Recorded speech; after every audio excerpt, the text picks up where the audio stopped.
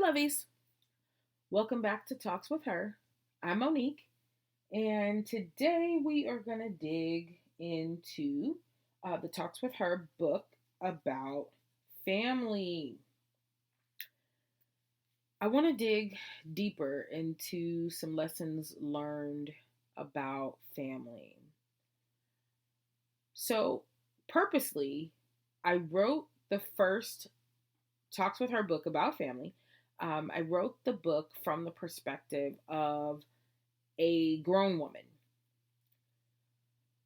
who's navigating through, her family issues.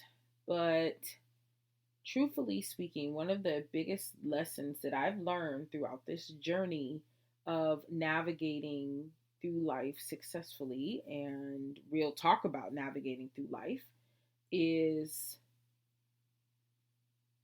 that all of our thoughts, beliefs, all those little nagging things swarming around in our heads, everything, negative and positive, stems not from our grown woman selves, but from our little girl selves.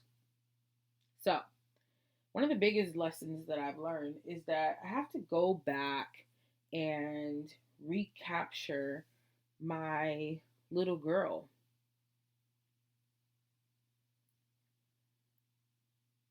I think in today's world, we're so consumed, first of all, with information, technology, and social media.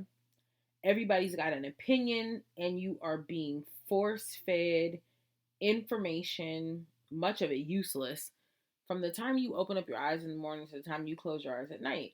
It's either social media feeds, news, reality shows, which is not really so much reality sometimes, and all of this. And so it's really, really difficult to get a good sense of how you feel.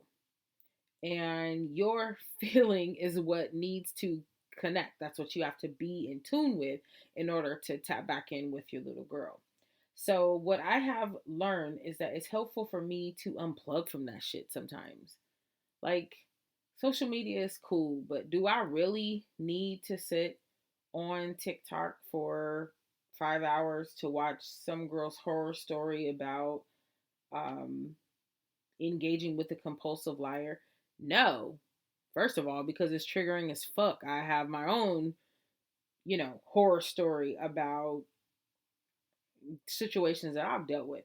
So, do I really need to just trigger myself a billion times, a billion times, a billion times? A comedian said that once in his skit. He was just like, girls just be going through and looking at your phone, like re-traumatize themselves over and over and over again, like seeing this girl's number, this girl's number, and this girl.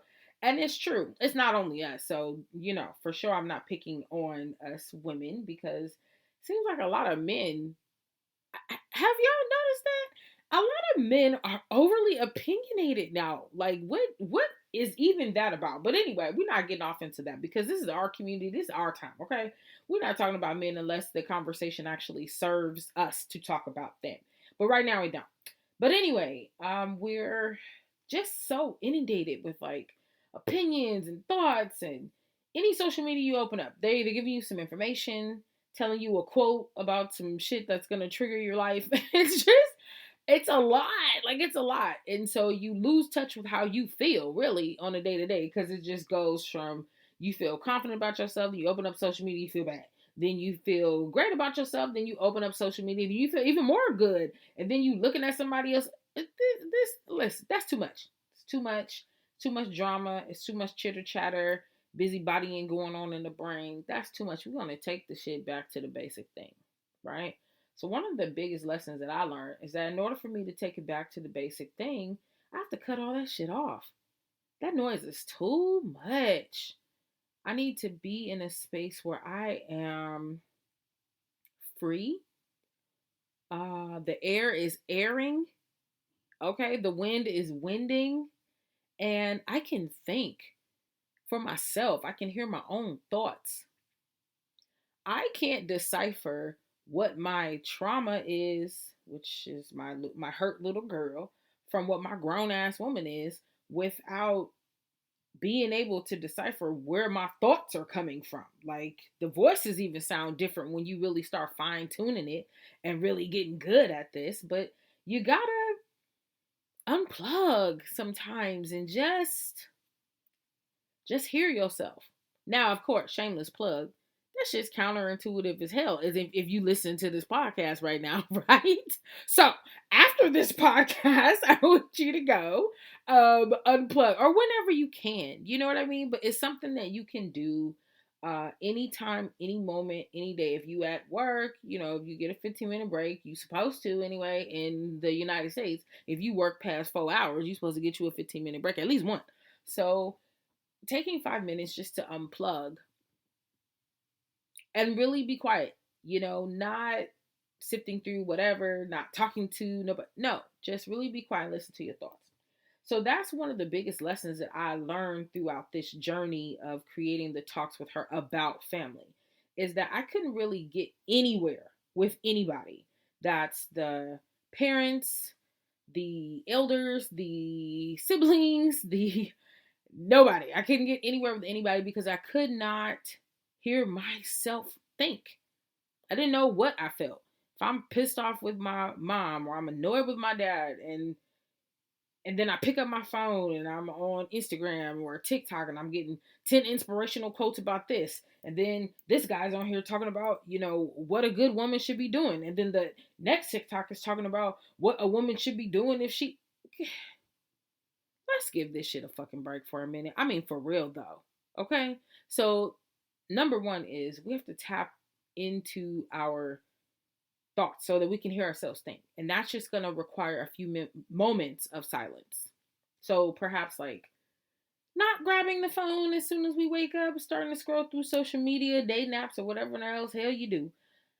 Not having it be the last thing that we do before we go to sleep. Because if you're anything like me, if I'm on social media too long or I'm on the phone too long scrolling through shit before I go to sleep, I am going to have the craziest dreams. Like I might wake up and run through the house with a butcher knife. I don't know what's going to happen.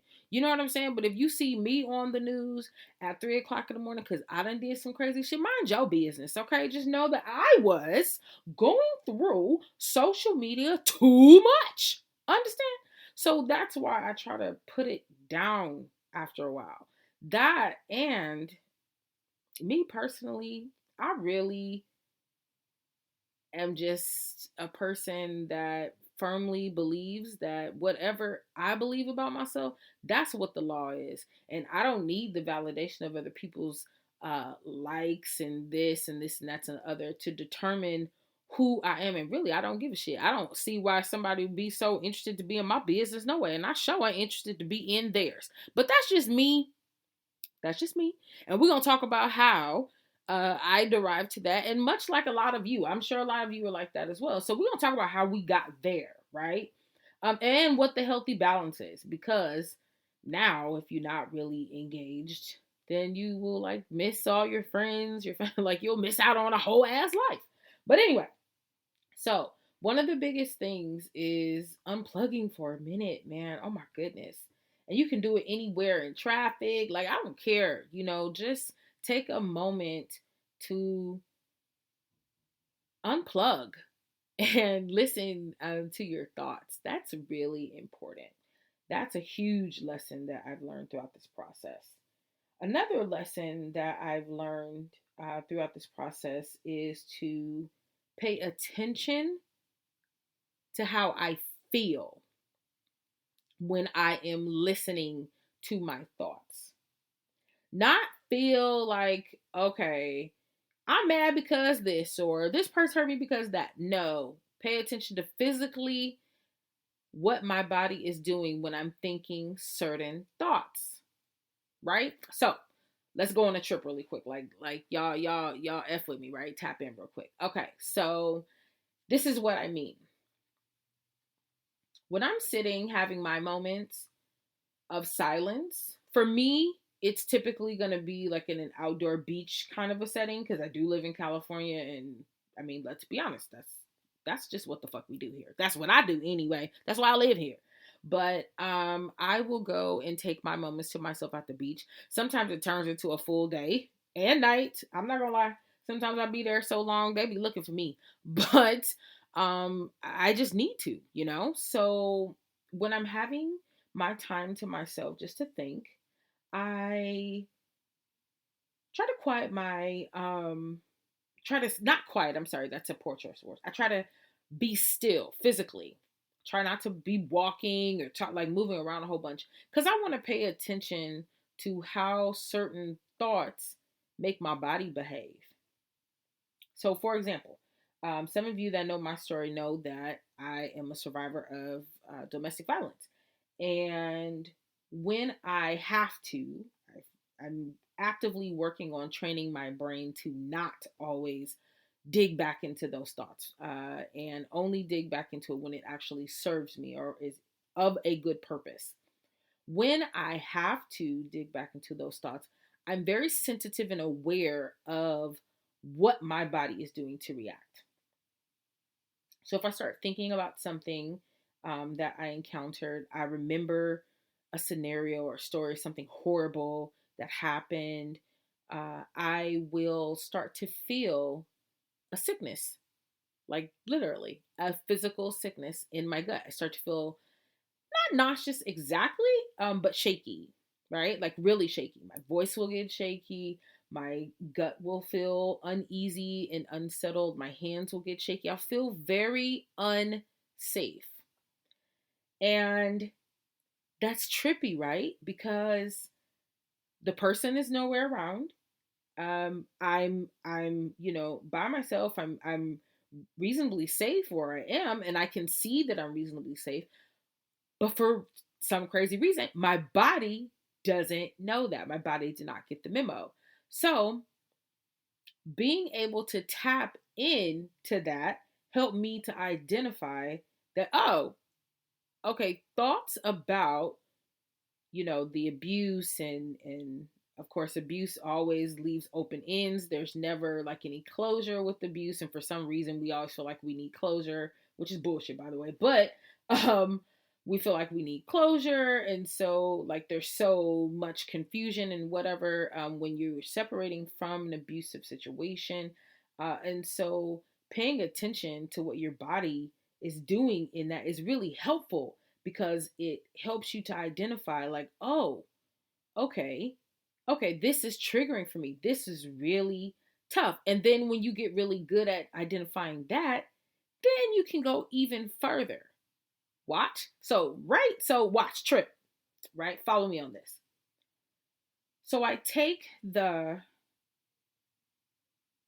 physical feelings that I'm feeling when I'm thinking about the abuse, and then I shut off those thoughts, come back to myself, remind myself physically. I look around, I get out of that space, right? I remind myself that, hey, I'm safe now. That person's nowhere around. No, I'm nowhere around them. That situation isn't happening to me right now. Like I'm good, right? And then I start to think about like my mother and a conversation that I had with her, like a recent one, and something that she said might have pissed me off. Or I start thinking about like a disappointment from my dad, like which will be a recent one, and then how that might have hurt me. And then I pay attention to what my body does then. And what I've noticed is that in certain instances, certain thoughts and feelings give me the same physical reaction. I get the same nervous stomach, I get the same shaky hands, I get the same just feeling of, icky, yuck. It's the same thing. So, you guys know I'm in therapy, right? So, my therapist, she's bomb, okay? So, she explained to me that these thoughts are the body's trauma response, okay? And if we're not careful, just as I was suspecting, I was telling her, and she was like, oh, yeah, yeah, yeah. Oh my God, that's your body's trauma response. And if you're not careful, it'll get trapped in your body. And I was like, whoa, shit, like that's freaking crazy. So how do I get the shit out of here? Right? Naturally, that's going to be That's gonna be the next thing that a person is gonna want to ask. That's the next logical question. Like, okay, so my body's having a trauma response every time I recall certain situations, or if you really paying very close attention, once you build up, like once you've been doing this for a while and you become really cognizant of it, you'll notice that it's happening in certain situations, right? You'll notice that it's happening when it's happening. So you won't have to sit somewhere and quiet your mind to recall it, because you'll start noticing as it's coming on, like as it's ramping up, right? Like if you're at work and you're in a bad meeting, or your boss is being inappropriate, or you're being microaggressed, or whatever the situation is, you'll notice like, oh, you'll start to feel, there you go, mine's in my stomach, okay? Yours might be in your back or your legs or whatever, but mine's in my stomach, right? But so you'll start to feel those feelings like ramp up, ramp up, ramp up. And then you'll notice certain people bring about those feelings. For me, a lot of those people are in my family. Actually, most of those people are in my family. Or at least I should say they were, until I started going on this journey, right? So start noticing these feelings ramping up. You start noticing this trauma and you're going like, what the fuck? Okay. Wow, this is a real thing. So another lesson learned, which was the natural one for me, was, well, how the hell do I get rid of this? What I have learned is worked in my experience to get rid of these yuck feelings that are trapped in the body is movement. So me personally, I'm a big workout person.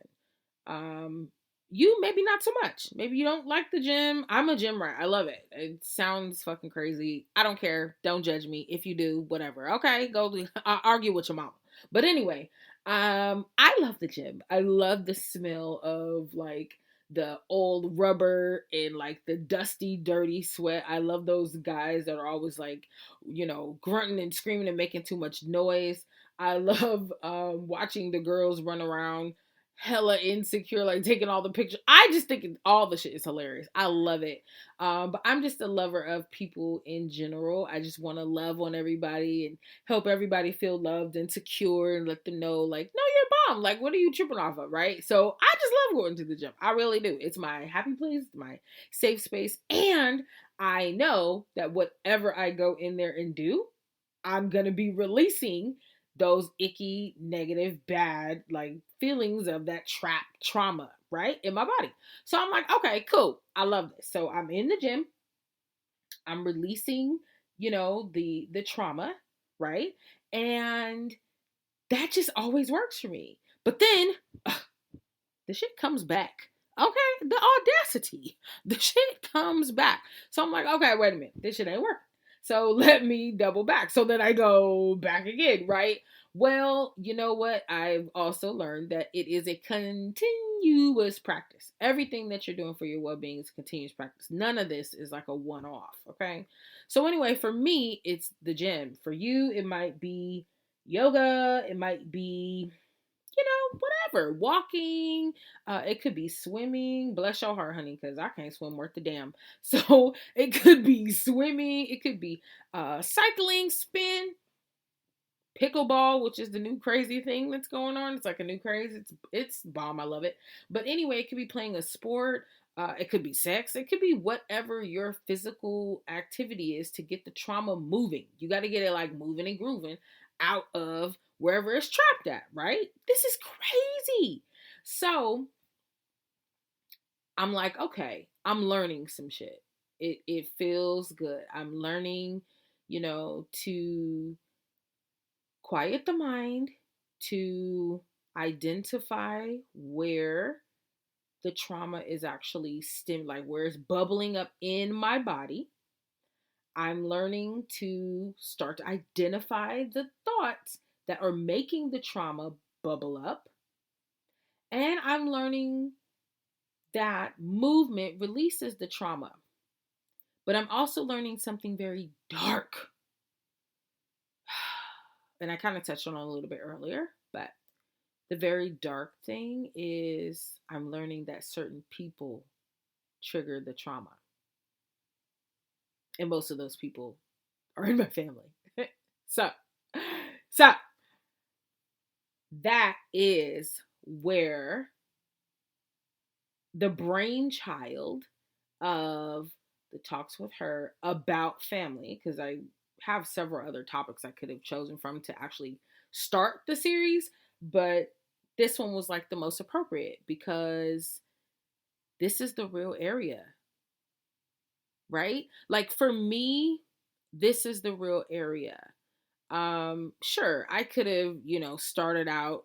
Hell, I could have made a billion TikToks talking about my crazy ass story with abuse and the, the things that I've dealt with and gone through, gone through, whatever. The things that I have, the things that have transpired in my life. I could have did a billion TikToks about that. But you know what?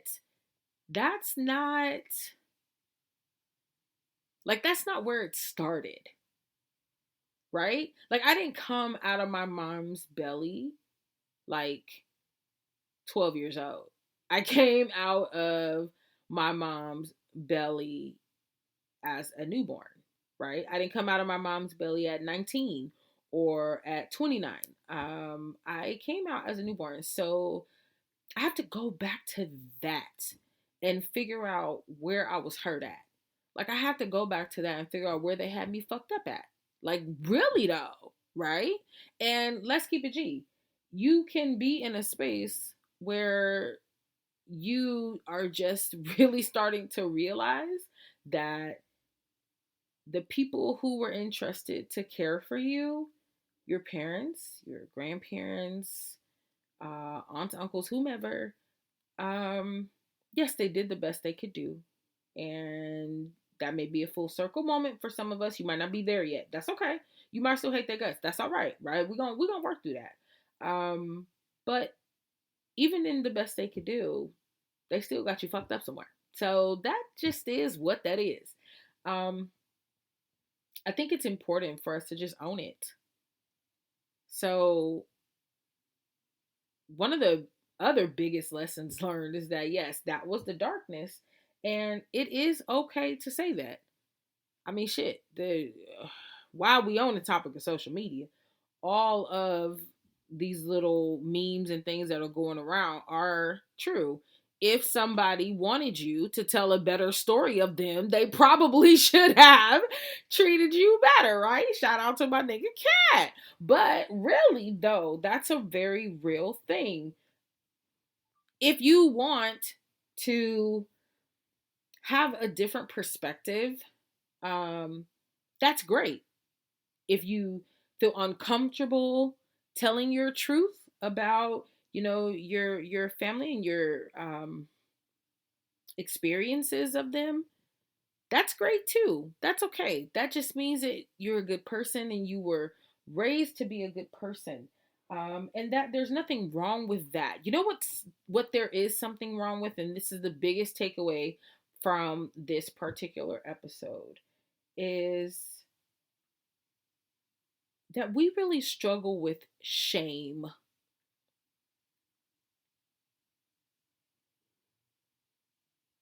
So, yeah, I purposely paused because I want you to hear that. Like I absolutely want you to hear that. I actually want I'm gonna say it again because it's such an important thing. The One of the biggest lessons learned throughout this entire journey is that we really are struggling, and I mean suffocating, I mean dying, right? Really struggling with shame.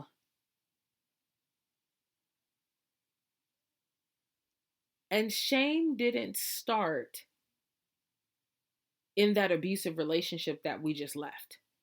Shame didn't start in that abusive teenage relationship we were in. Shame started when you were a little girl. And so I don't yet know who, I don't yet know what. Like we're digging into all that, right? But shame started then. So that was 5, not 25, not 45, right? The abuser, he or she got through the door because of the Shame. Because of the misconceptions about who you are, what you deserve, what you desire, and how you are supposed to acquire what you desire in your life. Like, it didn't start there. So, in order for us to really get on this journey of relinquishing shit that does not serve us, we got to go back to where it started. We got to go back to our little girls. So, we're going to pause for the cause right here. Not because I don't love you, because I love you immensely. And you all know all the time we spend together is a good time. But I just want you to really marinate on the shame. I want you to really think about it. Definitely want you to go back and replay this and think through how you can get your moments of silence so that you can start identifying where your trauma is in your body, and then you can start, identifying who is triggering that trauma in your body. Again, for me, it's family. It might be somebody different for you. It might be your boss or one of your good friends, and we gonna dig into that shit too. But you can start identifying who. But more so than anything, I just want you to start letting the word shame linger around in your brain. Don't overthink it. Don't be going and Googling shit. Don't be going and researching hashtags and starting to follow hashtags, shameless. Oh, listen, relax. Okay, we're going to get there. We're going to get there. We're going to get there. But if we really talking real, then let's just start by identifying the fact that all of the hurt and the pain, the disappointments, the betrayals, the failures, every single thing is rooted in shame. Right? Shame. Shame from family, shame from religious ideologies, shame from the romantic partners that we're entrusting, shame from our community. Baby, boo. We finna dig all off up in it. Okay? But I just want you to just marinate on that. Because we ain't gonna really be able to dig into it and like really get off up into some things unless you actually like really just fuck with it for a minute. Like just think through it. Like damn, shame. Like where do I feel shame? Why do I feel shame? What is shame? Right? Let's like right? Like that just dawned on me. Somebody might be listening right now, like, okay, but what does that even mean though? Like, what is shame? Like, how am I supposed to identify or start lingering it around, Mo, in my mind if I don't know what the hell it means? Like, what does shame mean? Okay, so let's peep, right? Let's peep. Let's go with a very scholastic version. Okay, let's look at the new Oxford American Dictionary. Shame is a noun, and it means a painful feeling of humiliation or distress caused by the consciousness of wrong or foolish behavior. Wrong or foolish behavior. Let me back it up. A painful feeling of humiliation or distress caused by the consciousness of wrong or foolish behavior, meaning that somebody made you aware. Because when you were a little girl, you weren't aware of wrong or foolish behavior. You were just behaving. Somebody had to tell you, stop that, get down from there. Close your leg. Don't wear that shirt. Don't be over there. Don't say that. Don't dress like this. Do this. If you don't do this, he's not going to like you. If you don't do that, she's not going to be your friend. If you don't go over there, you're not going to be accepted by this group of people. If you don't do this, you going to hell.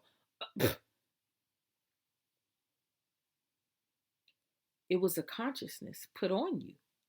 It wasn't a consciousness that you had. All you were was a child.